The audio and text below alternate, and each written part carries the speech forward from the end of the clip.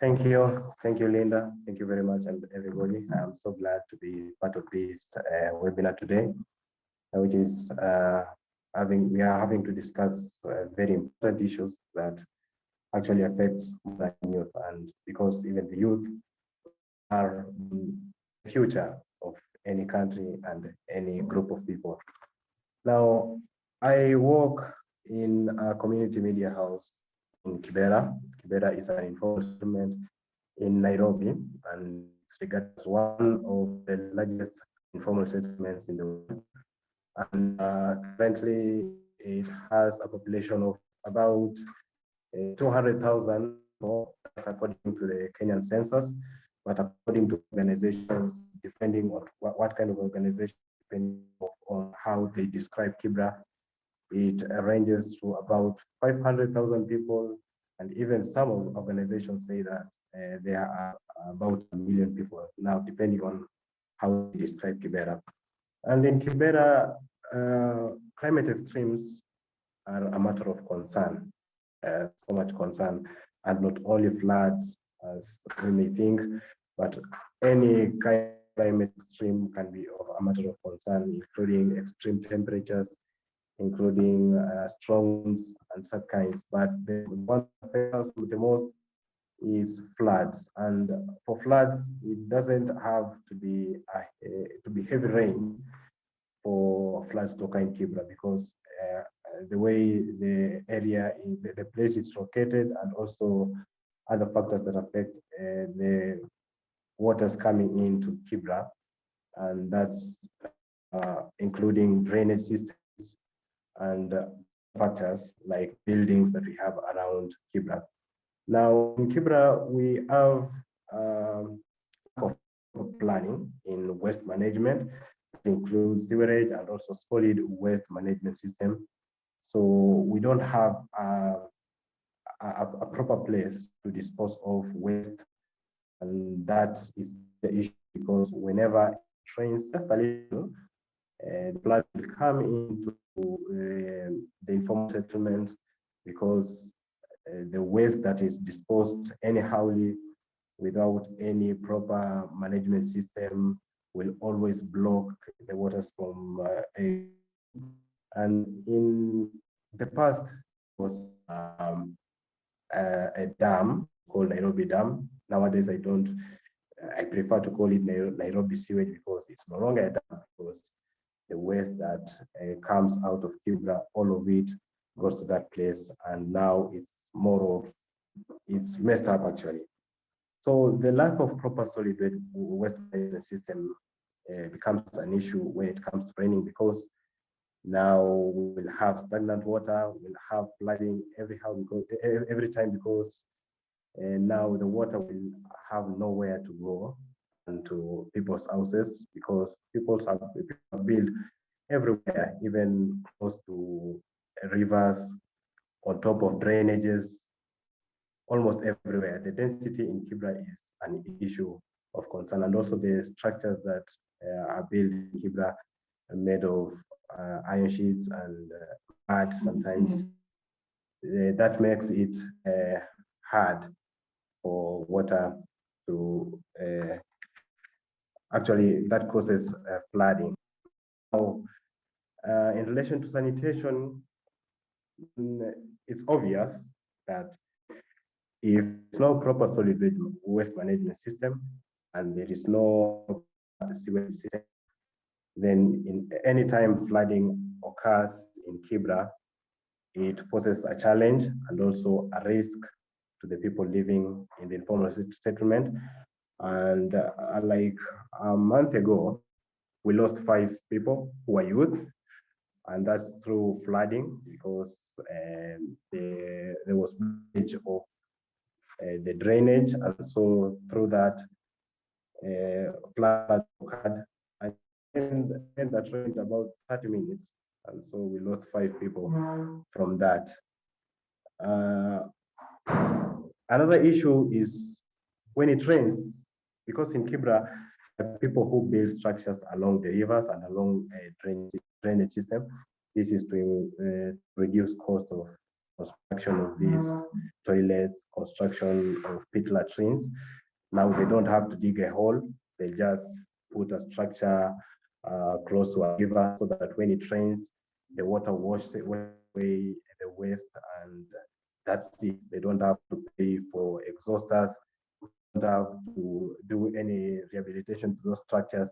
It's just like that. So it is a major issue because when it rains and the water sweeps away the waste, and children play in that water, and then because of lack of proper drainage system again, this flooding will almost be everywhere.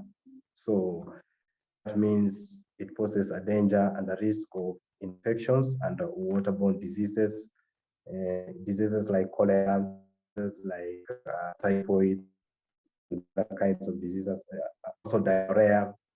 It is always so much concern, and it's always reported. Many cases are reported during rainy season, and also anytime, any season of any weather season, these things are always reported. So those are the main dangers that can occur in terms of health due to the lack of these systems, the lack of proper drainage, lack of solid waste management system. Actually, in Kibera, people throw their waste anywhere, and most commonly besides the road and close to rivers, because that's where it will be swept away easily, and it will be easier for them to be disposed. And now also concerning the population, the high population, you can imagine the kind of waste that will be disposed of. So it's a major issue in that case. On the issue of banning of waste, it's something that has been that is very common in the area, because apart from this solid waste, apart from being thrown out to the rivers so that they can be swept off, the other easier way to dispose them off, and this is to those people who are living not close to rivers or do not have anywhere else to throw their waste, and they have this solid waste, they would prefer to ban them. And on banning them now, according to the research I've seen that this will lead to many things and many risks health-wise, including food contamination, because also Kibera is somewhere that people buy food from open air markets. That's including fish, including vegetables, any kind of food, they buy them in open air market. So you can imagine burning the waste, and then that smoke, of course, it has some particles that may not be good for health. And according to research, this may lead to lung infections, airborne diseases, and also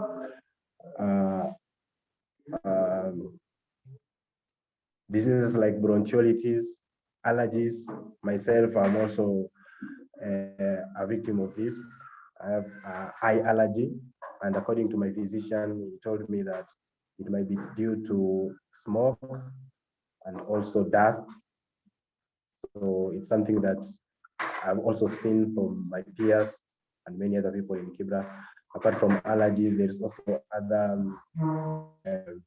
other diseases like asthma, kidney problems, and chest pains. These ones are most commonly reported by those people walking close to to these to the burning sites. Yes, sites. And research shows that asthma prevalence among teens, actually teens are those people who are walking close to these burning sites. and most commonly referred to as chokora in Nairobi, meaning street children, and those who depend on these sites to get their daily bread or something like that. So a research has shown that 18% of the teens suffer from these diseases like kidney problems, chest Alexander, pain. because of time, Pardon? I'm saying because of time, I'm going to have to stop you there. Also, we're having a bit of a problem getting your connection very clearly.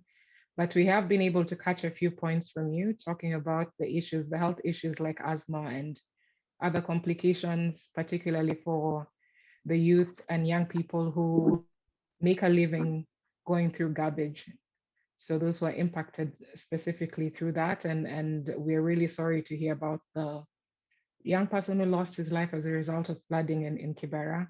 So that's an issue that is critical and needs to be addressed.